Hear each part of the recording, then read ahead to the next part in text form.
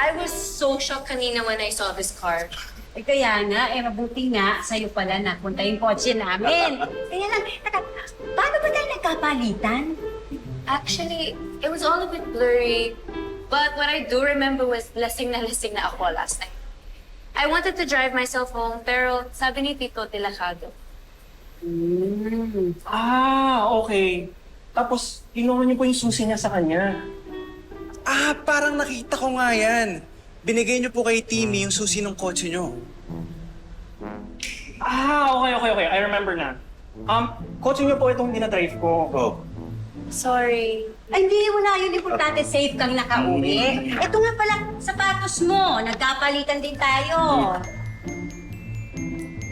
These are not mine po. Kanino yan?